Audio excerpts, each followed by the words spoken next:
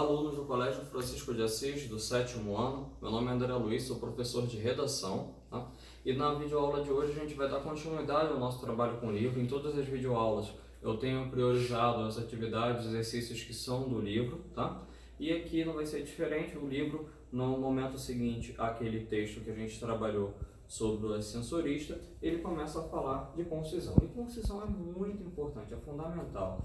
Uma redação precisa ser concisa. Mas, professor, o que é a concisão? A gente vai ver isso agora. Então, concisão é a capacidade de transmitir uma mensagem de maneira mais completa possível com o menor número de palavras. Ou seja, você transmitir o máximo de informação utilizando o mínimo de palavras. A ideia de concisão é essa. E o que é fundamental? Concisão e objetividade são indissociáveis da clareza manifesta do texto. Ou seja, se você quer ter um texto claro, você precisa ter um texto conciso. Seu texto precisa ser conciso, ser objetivo, se você quiser fazer um texto claro, tá bom? E tem algumas estratégias para conseguir. Eu coloquei aqui um texto, ele não tem erros gramaticais, tá? Não é uma questão de erro ou acerto gramatical, não é uma questão de estar dentro ou fora da norma culta, mas é um texto que eu posso reduzir, eu posso diminuir esse texto. Como? Fazendo o quê? Eu posso simplesmente fazer o seguinte.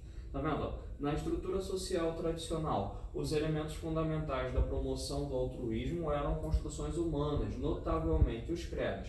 Na sociedade ocidental, as crenças judaico-cristãs promoviam compaixão e fraternidade. Na sociedade oriental, o budismo, o hinduísmo e as diversas crenças chinesas promoviam a solidariedade. Entretanto, com o cientificismo e a dinamicidade da cultura contemporânea, os valores tradicionais perderam influência e a estrutura social exigiu um novo eixo. Então é um bom parágrafo, é um parágrafo ruim, mas a gente pode deixar ele um pouquinho menor. Olha só como. Ao invés de escrever na estrutura social tradicional, eu escrevo só tradicionalmente. Você vê que esse tradicionalmente ele transmite exatamente a mesma ideia do que na estrutura social tradicional. Ao invés de falar na sociedade ocidental, eu escrevo só no ocidente, é a mesma ideia. O mesmo vale para na sociedade oriental, eu escrevo no oriente. Aqui, ao invés de pontuar o termo, eu posso colocar ele direto. Então, são estratégias diferentes. Ao invés de contemporâneo, eu coloco atual, que é uma palavra menor. Ao invés de verbos no passado, eu priorizo os verbos no presente também. Deixa o texto mais célere. Aí o texto ficaria assim, ó. Tradicionalmente, os elementos fundamentais de promoção do altruísmo eram construções humanas, notavelmente os credos. No Ocidente, as crenças judaico-cristãs promoviam a compaixão e a fraternidade, enquanto, no Oriente, o budismo, o hinduísmo e as diversas crenças chinesas promoviam a solidariedade. Entretanto, e aí vem o restante do texto que fica mais ou menos semelhante. Perceberam como o texto ficou menor? Ele ocupou até menos espaço no slide. O que é isso? Concisão. Eu transmiti a mesma ideia, a mesma informação, só que utilizando um menor número de palavras. Eu fui mais conciso, tá bom?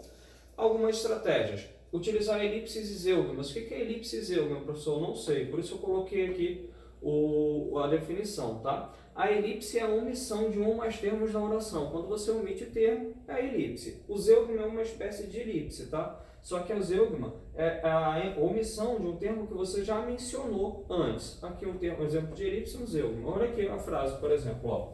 A avaliação foi feita pelos professores. Não foi feita pelos professores. Eu posso tirar o pelos professores. Eu sei que se foi uma avaliação, provavelmente ela foi feita pelos professores. Então essa informação aqui ela é supérflua. Eu posso retirar. A avaliação, eu posso escrever a avaliação não foi feita. Ou ainda, transformando isso aqui, eu posso dizer não se fez a avaliação. Então é a mesma informação, só que eu estou sendo mais conciso.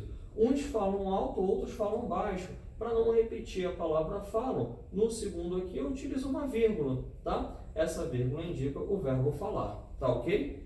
Então, a segunda estratégia que eu posso utilizar é colocar nomes em lugar de orações. A oração é muito grande. A oração pressupõe a essência de um verbo, de um sujeito, um predicado. É muita coisa. Eu posso diminuir esses termos, às vezes, utilizando palavras.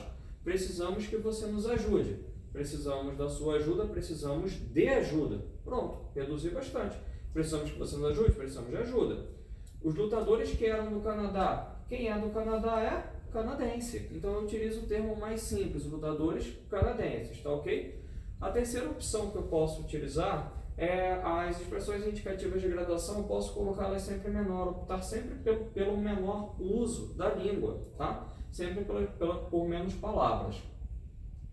Esse acompanhamento vem sendo feito há anos. Ao invés de colocar vem sendo feito, coloco é feito, da mesma ideia. O problema vem se tornando cada vez mais. Ao invés de vem se tornando cada vez, eu posso colocar vem se tornando ou ainda está cada vez, tá? O gerúndio ele também tende a alongar um pouco as frases.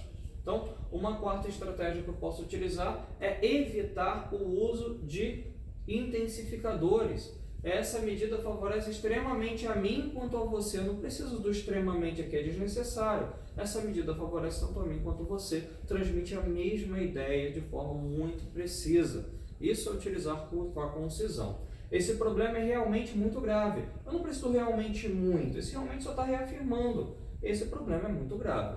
Tá ok? Então, a quinta estratégia, reiterações.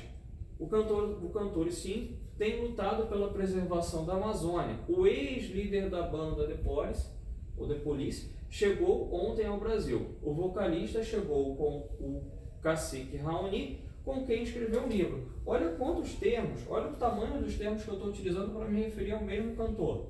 Eu posso simplesmente falar o cantor sim, ele. E um exercício que está no livro que eu vou passar para casa para vocês é o seguinte, ó.